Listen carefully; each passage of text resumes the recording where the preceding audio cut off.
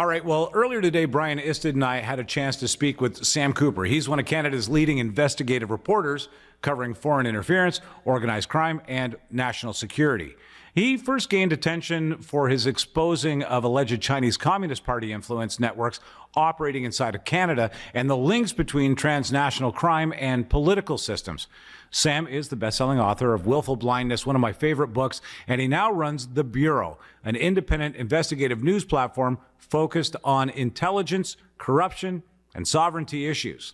His reporting has sparked parliamentary inquiries, international scrutiny, and an ongoing national debate about how seriously Canada is confronting foreign interference.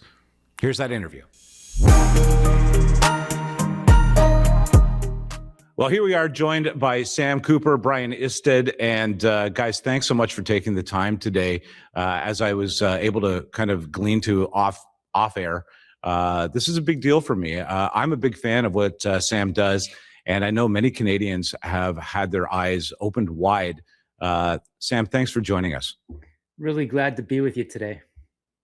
You know, you really did spark something in a big way when you did the investigative journalism that you do, which, by the way, it seems to be disappearing on this earth. And so to have somebody doing this, looking out for Canadians, and from this perspective, you really opened our eyes wide to foreign interference in a way I don't think Canadians were prepared to hear about. Yeah, I mean, it's kind of become a life project in a way. And in terms of investigative journalism, I grew up in the Vancouver Province and Sun newsroom, watching like legends like Kim Bolan, the great crime reporter, David Baines, the great financial crime investigator that pretty much single-handedly exposed the Vancouver Stock Exchange for, I would say, kind of a Hells Angels front operation for trading. That kind of stuff has become more and more clear by the year. I think I took the baton and dove into the international, nefarious, hostile states and transnational networks that have made Vancouver, first and foremost, an absolute convergence for the world's organized crime networks connected to the CCP and the Iranian state, Hezbollah, Mexican cartels. I just learned I learned my investigative chops there. I was motivated, I would say, due to my upbringing, to like understand why good, people in Canada with good incomes, good families couldn't afford homes, didn't work, didn't make sense. I figured it out, and I'm keeping it going. And I really appreciate guys like you bringing me on. Like I say, I've been asked to brief the Pentagon. There's some people that want me to get testify down in Washington, the German government, Taiwan, Japan. I'm now writing for around the world and from Canadians. So I think it's a cool Canadian success story, if I can be a little bit immodest. Yeah, no, I think that you're 100% right. It's put us on the map as having, you're putting us on the map as having eyes on the world's nefarious financial doings, and how that leads to so many repercussions in the financial system, in housing, just in everyday life here in Canada. It was an astute moment for sure. Do you mind, and I'm sure you must be tired of doing this, but just in a nutshell, maybe you could just kind of put a fine point on, willful blindness and the state of affairs at the time in the casinos and how you detected this. Do you mind just giving us a quick wrap on that, so that anybody who hasn't had a chance to read the book, you will want to when you understand this better? Yeah, definitely pick up the book, because people talk about how it just exposes a network, and it might make people's head hurt when they dive into it. But I've laid it out in a narrative where it's about, in a way, it's about a young reporter coming of age in a city that makes no sense and figuring it out step by step. So that's exactly how I approached it. Around 2009, 2010, I had been reading a lot about the US subprime mortgage crisis and why their American dream had crumbled, Wall Street taking over financialization of US home prices and then it collapsing, the fraud being exposed. And I thought there has to be some element to Vancouver's story about that.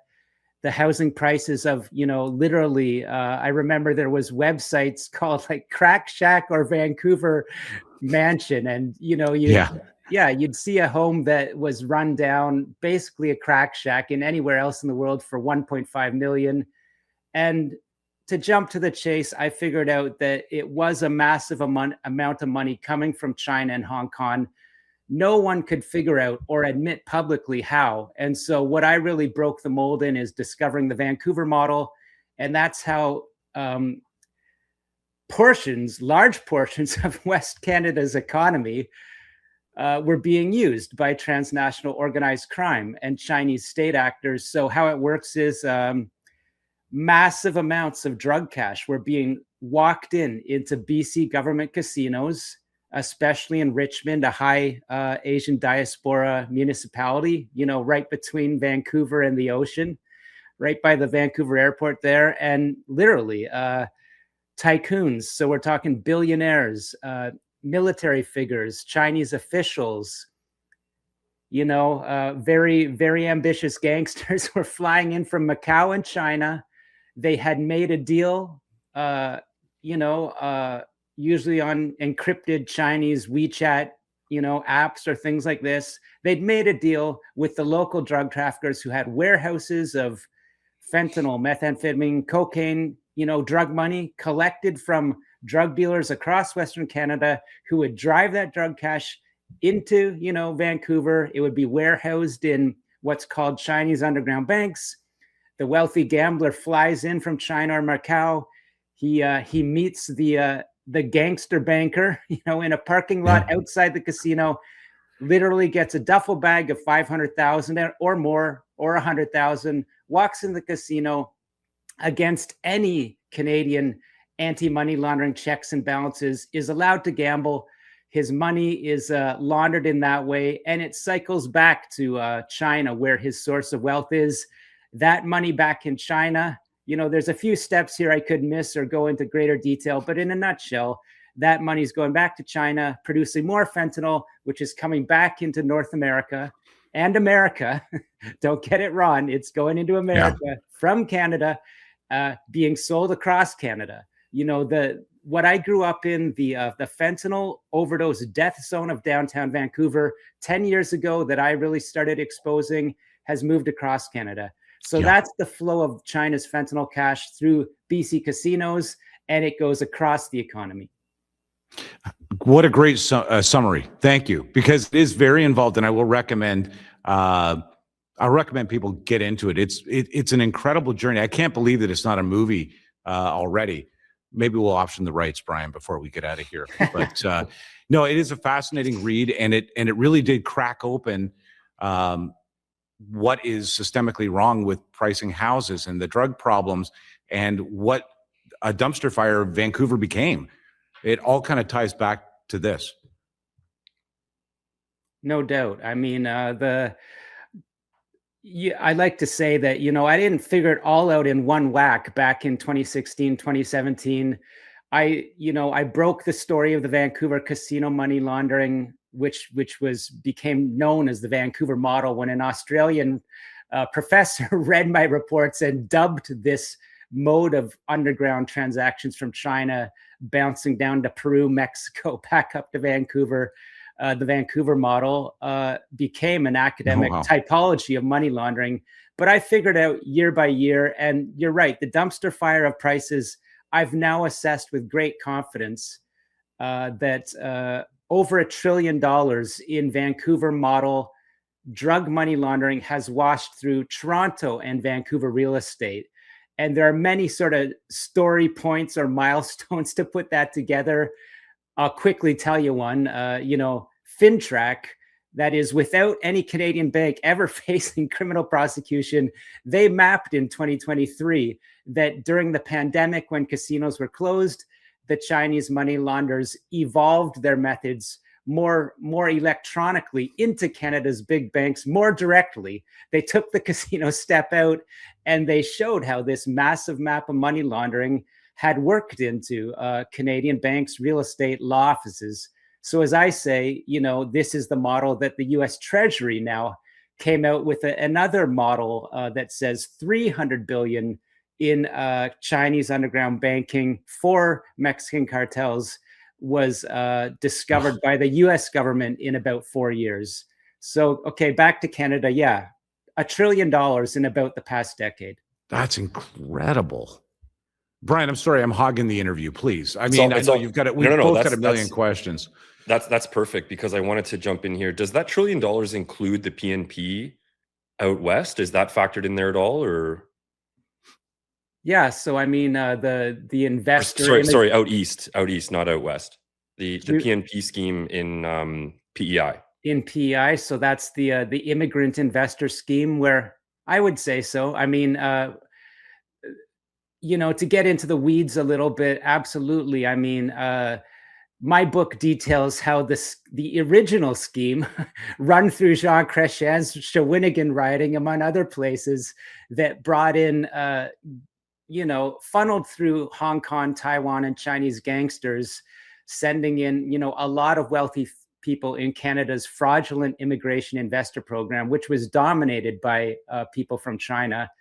Yeah, they were running mostly into Toronto, Quebec, and Vancouver in the early days, and then it migrated out to PEI, where I would say the same largely Liberal Party of Canada associated business networks ran a lot of Chinese investors into you know, there's a well-known story of hundreds being you know, connected to, I believe, like a small motel. So yeah, more or less the funnel of Chinese gangster or corrupt official or underground banking running through that PMP program in various provinces would feed into, in complex ways, Vancouver and Toronto real estate. You mentioned a bunch of American three-letter agencies there that want to bring you in as kind of an SME and be briefing them. Why do you think the RCMP and CSIS are so afraid to do anything, or so afraid to investigate or leverage someone with your expertise, or Gary Clement, or these folks? They have them on as sort of outsiders, conspiracy theorists, rather than the experts that you are in this field.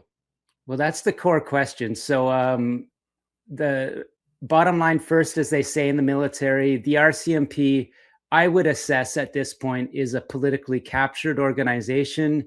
I don't think I've even heard from very senior political figures who I won't name out of, you know, respect to them, saying the PMO and the Prime Minister would have to sign off on certain directives for the RCMP to undertake, you know, some of the investigations that I know they should. And I could go through all kinds of anecdotes that I won't, but to target, let's say, it came up in the Cullen Commission that a Chinese state-connected money laundering network had come up in various agency investigations, but the RCMP didn't investigate. And their mealy-mouthed excuse in the Cullen Commission was, very memorably, they said, well, there's so many money launderers out there, this one wouldn't have made a difference, which in itself, kind of true, probably.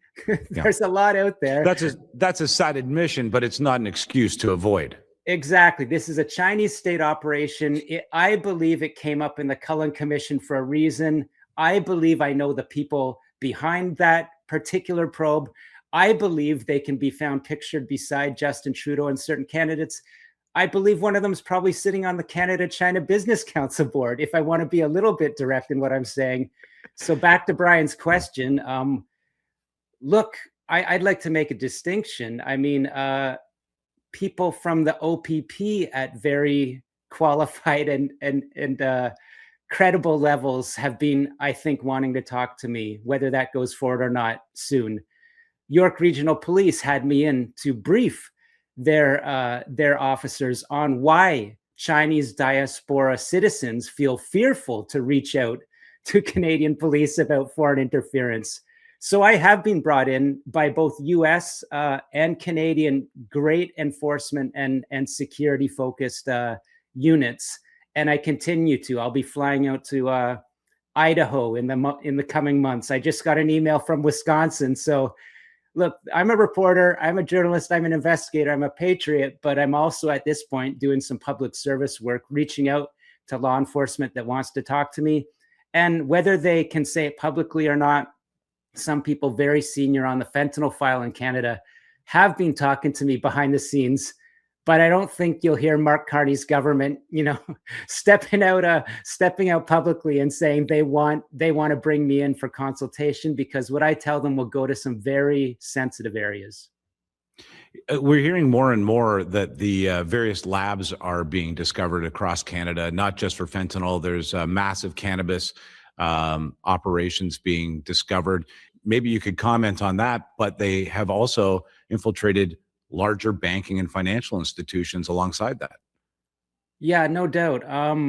So my reporting at the Bureau has absolutely, I believe, established, sometimes with on the record sources, sometimes with people that can't be named, that the pot industry in Canada, let's call it an industry, especially in Ontario, British Columbia, I believe Quebec, this has been what I call like Quonset hut factories have been rolled out across Canada from a few miles outside, main cities up to the tundra lands of the north for decades. Canada has been a major global exporter of narcotics, starting with marijuana, as my sources have, stood up in a number of stories I've done for the Bureau.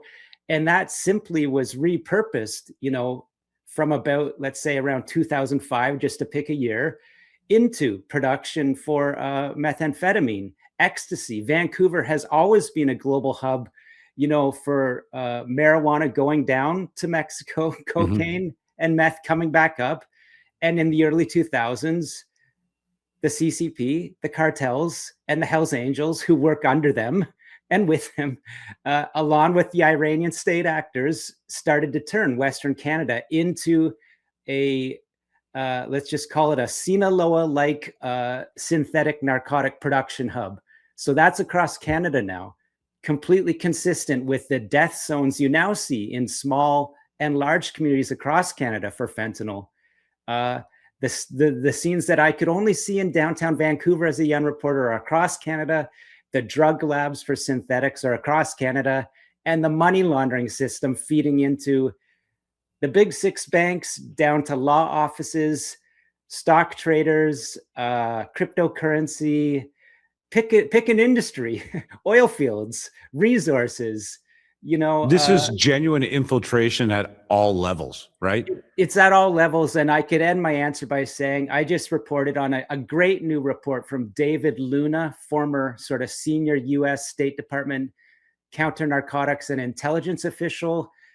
I've worked with him and others. He came out with a new report pointing to this is a quote, unprecedented convergence of nearly 700 crime groups on the soil in Canada, connecting to 48 foreign nations. And he assesses over $200 billion laundered per year through Canada. And if I can explain it this way, as he says, it's not just about drug money laundering anymore. That is the standard understanding of organized crime needing to convert their drug proceeds into vehicles or homes they could enjoy. It's liquidity for Canada's legitimate businesses, right? So real estate development, stock trading, everything else. And so he says Canada's peak concern is not fentanyl crossing the border into the United States. It's the whole country being leveraged as a money laundering tool. So I think that gets to your answer. And that brings into context my own estimate of over $1 trillion in Vancouver money laundering, Vancouver model laundering into real estate in Toronto and Vancouver.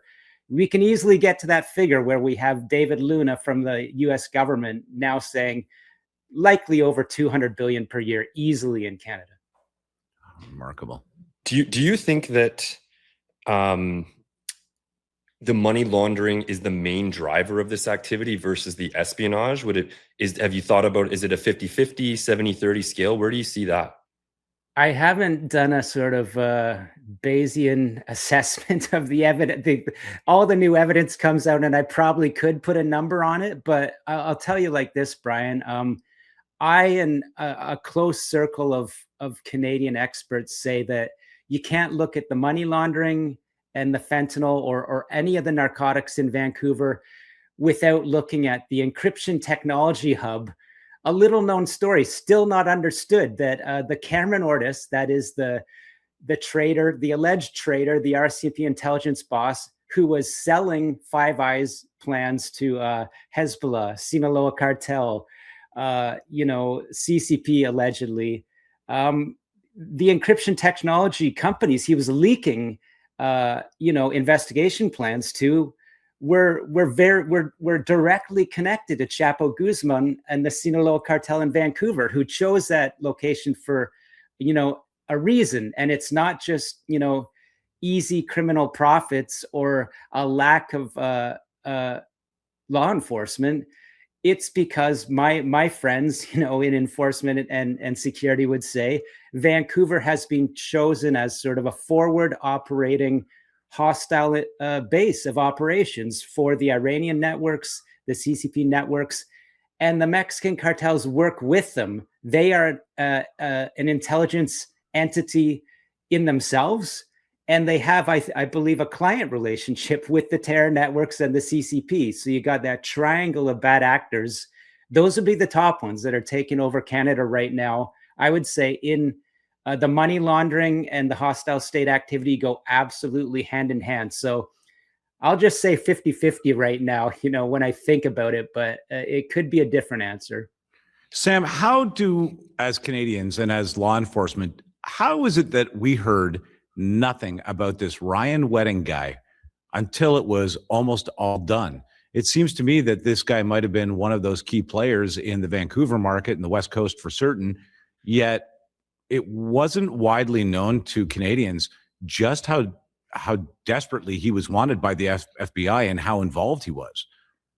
Absolutely. And I got a personal anecdote for that one. I mean, I was in my journey of understanding the Vancouver model, I would say in 2017, 2018, probably 2017, I was, of course, very focused on Chinese organized crime and the CCP as the, let's just call them the upstream actor in all of this worldwide. But I remember a colleague who was on the inside in Canadian government sent me the story showing Ryan Wedding, in his racing suit going around a gate. I forget, maybe it was a National Post story, and the person who, of course, is being very careful not to cross classified lines, is saying, "Look at this person's networks." And I didn't get it. I was like, this is a Canadian snowboarder. Yeah, he got busted for some weed and various things. He still didn't look that important to me. But bit by bit, year by year, I understood that he was married to an Iranian lady in North Vancouver who appeared to be very connected in the Iranian state money laundering networks. I further then learned that Ryan Wedding and these people in Vancouver were connected to these encryption technology businesses that I've started to talk about. And they would be, I believe, launched by Iranian state actors or connected along with the Mexican cartels. So year by year, I started to understand that. I started to, sort of kind of like poke those stories forward. I'd say in the last 2 years at the Bureau.News, Ryan Wedding's not in my book, I don't believe, but he's made a big appearance on my platform over the last 2 years, where I've laid out that, look, he was down on Margarita Island for a reason, running cocaine up to Halifax, where a military official and I believe other officials were corrupted. And the Canadian government knew this. I'm sure that the American government probably put them onto it. But Ryan Wedding is absolutely, he was a major player in the story that's now emerged from Venezuela, how Venezuela and Margarita Island were being used by all the cartels in a state-run narco operation that used state oil planes. And of course, Hezbollah was a major part of that. And I don't think they've even put the CCP piece that's atop of all of it onto the Ryan Wedding story yet. But why were Canadians not told? Why did the Globe and Mail, in one of their few stories that I will credit them for getting the scoop on me, why didn't Canadians know that Justin Trudeau was, entangled in a surveillance operation in Vancouver in 2016 with the people that I know that were the subject of my book, are high-level Chinese narcos, money launderers, state actors. Justin Trudeau was there for a reason we still don't know. Canadians don't know. It's an unanswered question. Same as, you know, I believe Ryan Wedding, he's a powerful guy, but there's people in the Chinese state, Iranian state, Mexican state, who knows, maybe other states that are a lot more important than Ryan Wedding. Yeah, I can imagine that to me just seemed to be a bellwether moment for Canadians. Like, okay, this is one of our Olympians and he's entrenched in this. Where else is this going on? So I think, yeah, I hope that questioning leads to more revelation, to be honest with you. If I had to, I think you hit the nail on the head there. Like for Canadians, since my book launched at #1, that's a data point that there's enough. That is, my book came out #1 on Amazon.com Canada, you know, in 2021, which was huge. I never could have expected that. So there is a portion of Canadians that care, but still not enough people were getting the message, you know, because I advocated we need a racketeering law in 2021. We need a foreign interference law. Nothing is in place. So not enough people understand, but I do think the Ryan Wedding story can get a little deeper into the psyches of Canadians that are resistant to getting their head around that Canada is not the good guy anymore. We're a global narcotics exporter. As I said, it started with marijuana. It's been very slow and sophisticated how cartels and the CCP have come in, but seeing your former Olympian, you know, called a globally significant narco, if you're a Canadian, you don't start to get it. I mean, get your head checked. And there's enough of them that I don't think will get it. I want to quickly quote your book here because it's in the same vein as what good segue here. So you mentioned growing up and believing Canada was a bastion of uprightness and stability. Corruption, wars, and spy plots happened in other countries.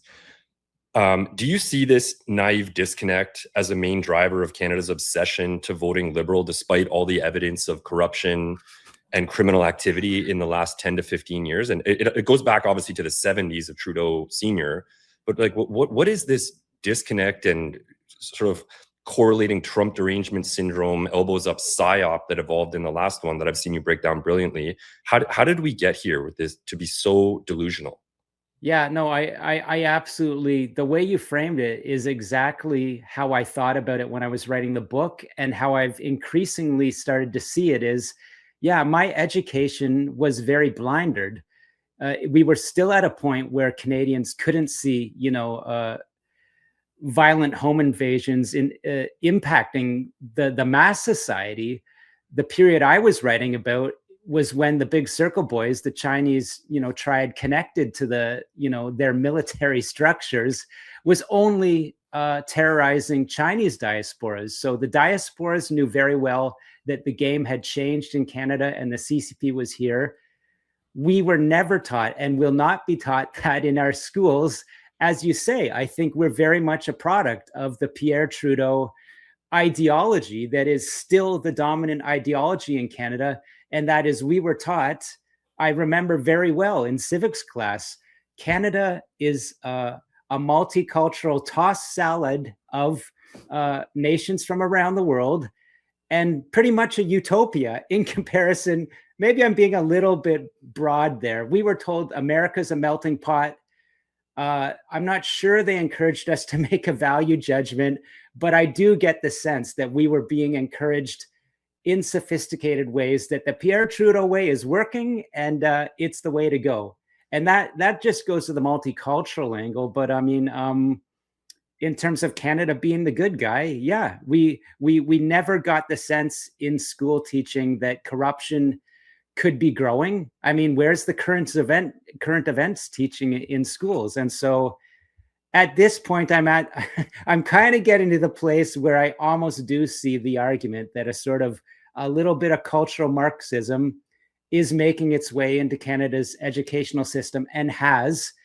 And there's other reporters that are, you know, to get on a little tangent, detailing how it looks like entities like the Muslim Brotherhood are getting fairly involved in school curricula in Ontario. So, I mean, part of my job is telling people. The last thing I would say is, I give my father, you know, a lot of credit.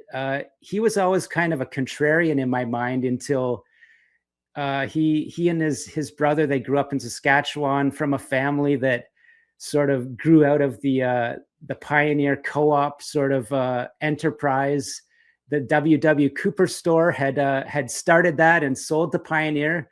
So they were a little bit wealthy for Saskatchewan. They sent them off to l'Institut Rosé in Switzerland, which is the elite of the elite schools in Europe. You know, I believe North Korean dictators might have been educated there along with European aristocrats. And what I got out of that is my father came back very educated to the ways of the world and infused in me sort of a critical mindset that what you're getting from political parties around the world, elites around the world, you gotta do your own homework, put it that way, and step back and do your own research. I remember that. Oh, sorry. Sorry, one last thing. So in that same vein again, how much of this do you think is Hanlon's razor? You know what I mean? Malice versus incompetence. And one of the best examples I can give, having a background in the military and law enforcement, when D&D did its shift from 101 to Carling campus and decided to install all of our most top secret conversations in the building that had just been ravaged by intellectual property violations on the behalf of the CCP and Huawei. So like how many mistakes can we make over and over of this so-called incompetence where it's just kind of obviously becoming a plot? What's your take on that? Yeah. I mean, when I look at the Winnipeg Level 4 lab breach and the fact that Health Canada and I guess National Research Canada gave the vaccine development joint project to CanSino Biologics, who I'm absolutely sure CSIS would have briefed some people across Canada's government that CanSino, a PLA entity set up through the United Front system, rather sort of graduates of the United Front community cells planted, around schools in Toronto that are also involved in election interference, et cetera, et cetera. This PLA entity was involved in the lab breach networks. It gets a vaccine contract from the government of Canada. That can't be incompetence. I believe this at certain key locations at this point. You point to other breaches, other continuing schemes. Mark Carney now going back to the poisoned well. I believe, I could point to people within the Liberal Party of Canada and more importantly, the business networks of Montreal and Quebec that effectively enough credible people in Canada say this and know this by now, that effectively support and elect Liberal prime ministers. I believe those business networks and key bureaucrats and politicians are involved in malice.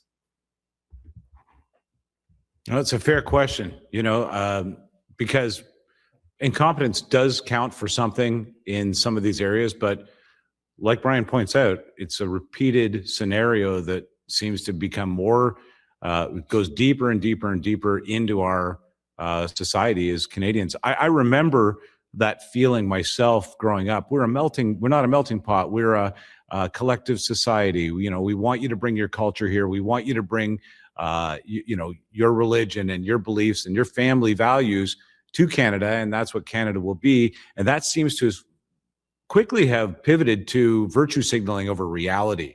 So we're out there telling the world that we're great leaders in peace and love and grooviness. Meanwhile, we are out there providing a laundering operation for some of the most unsavory parts of the world and providing, a drug scenario, a housing problem that is affecting both Canada and the United States. Maybe it's time to stop virtue signaling and actually have a really hard look at how we're operating financially, how we are operating at the enforcement level for police.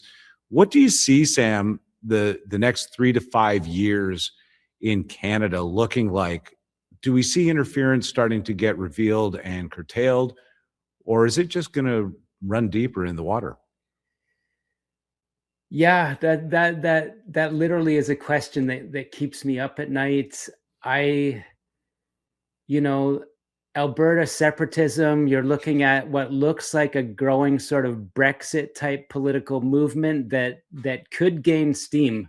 I would, if you're looking at 30% of the population polled as maybe being for separatism, I would kind of assess that the movement underneath that is stronger and broader. So you could be looking closer to 40 up to 50. I don't know, but that's a huge piece of the puzzle for the question you just asked. In terms of foreign interference, I see it growing. I see Chinese miners, well, purported miners.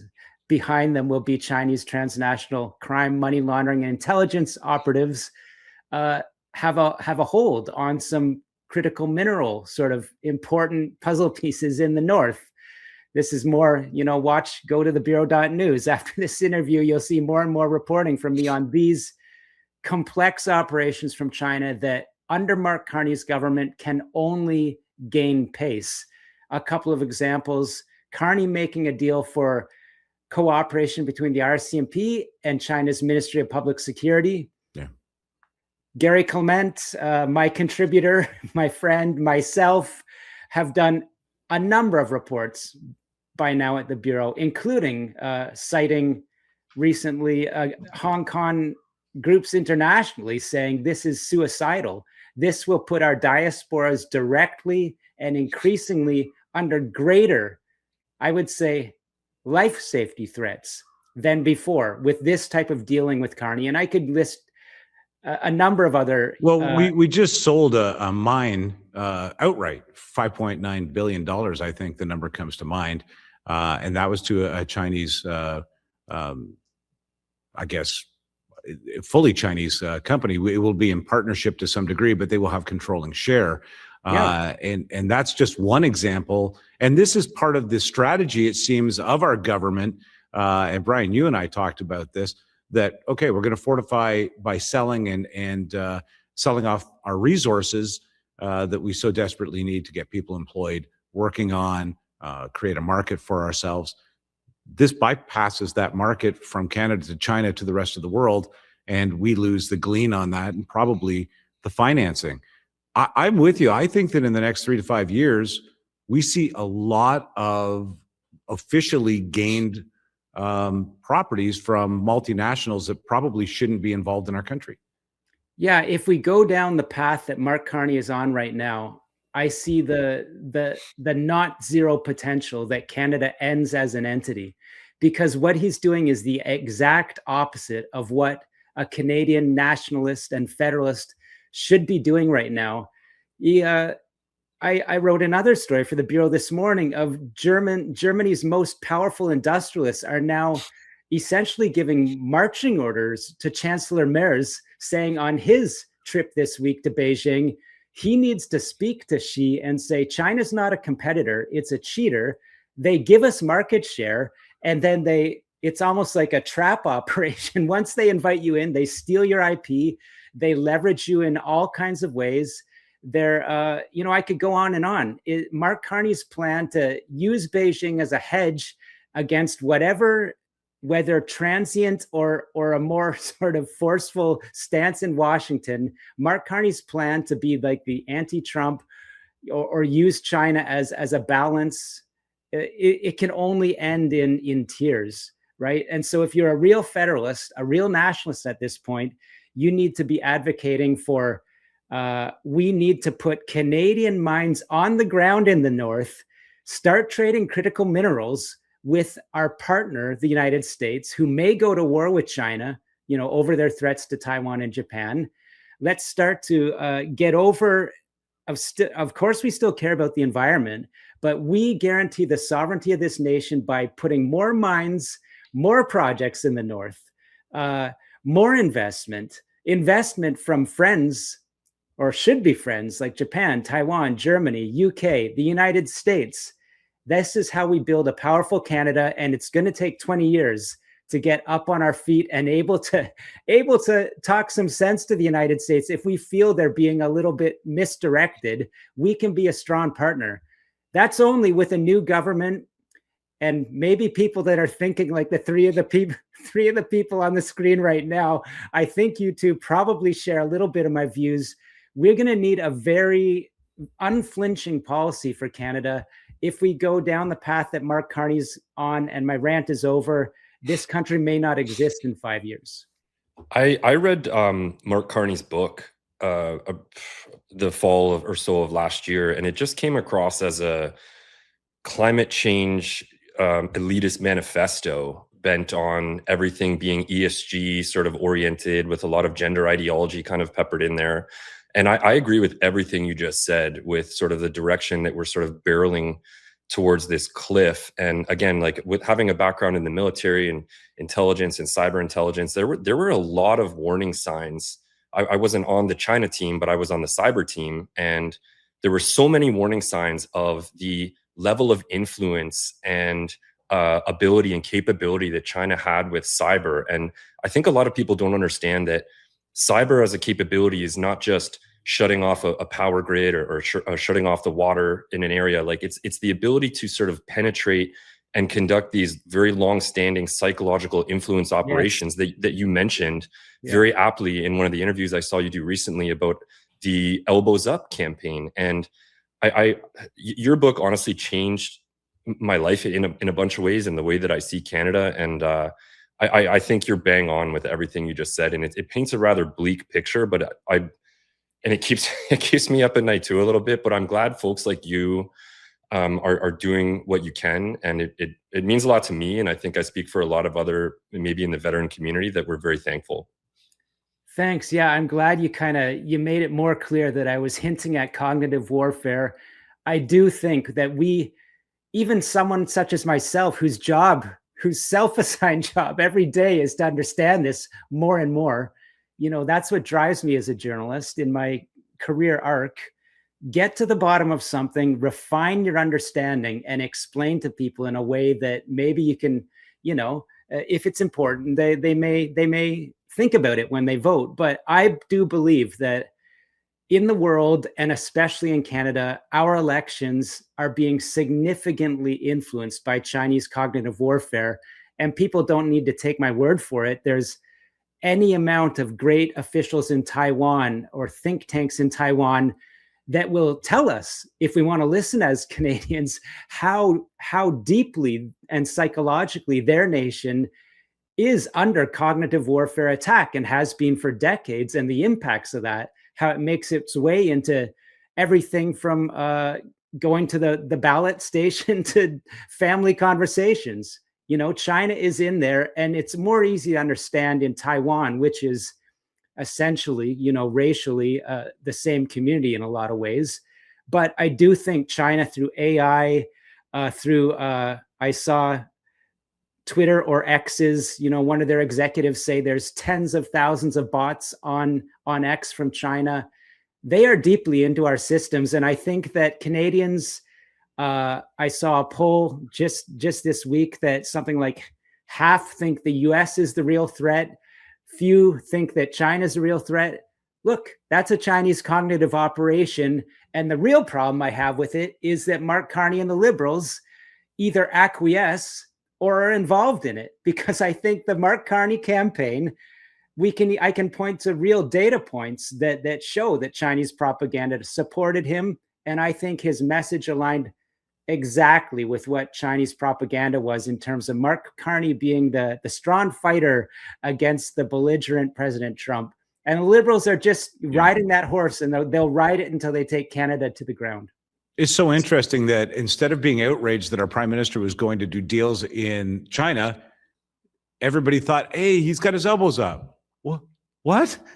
What are we doing? Yeah. So what do we get out of it? Elbows aren't going to put food on the table. It's so interesting to have that perspective. The Bureau.news. You're enjoying this? It's honestly fulfillment of my life's work and my career path. Even when I was at, as a younger reporter, let's say when I was still in Vancouver, in my head, in the deepest recesses of the creativity, I was thinking, if I'm going to stay in journalism, I I see the way journalism is going. Ads are down. They're buying out the best reporters every year. The kind of ideological thinking that appears to come from the government is making its way into newsrooms year after year. So I thought, if I'm going to stay in this, which is a love of my sort of professional path, I'm going to have to be entrepreneurial at some point. Yeah. I did that. I think I did it at the right time based off the success of my book. And as I say, I think I'm writing the living book of future books, but I'm the publisher at the Bureau, and I'm using all my capacities, working with the best journalists and lawyers in Canada for 20 years. I'm ready to do it on my own. And look, it itself is at this point a Canadian media success story, and it's growing. Yeah, it's enjoyable I think both Brian and I would endorse going there and being a regular, because it is that taking that granular element that an investigative journalist was meant to do, like you do, and then making it accessible to the average Canadian like myself, and even to more intellectuals like Brian. And I certainly appreciate that. And I wish you, and we all here at TPL wish you great success with it. We want you to stay in touch with us, because as you get out there, you seem to be the spearhead on so many of these topics that it's nice to have that close connection. I really appreciate you doing this today. Yeah, it's I really appreciate the questions from both of you and the deep understanding. So it's really enjoyable, and we'll have to do it again for sure.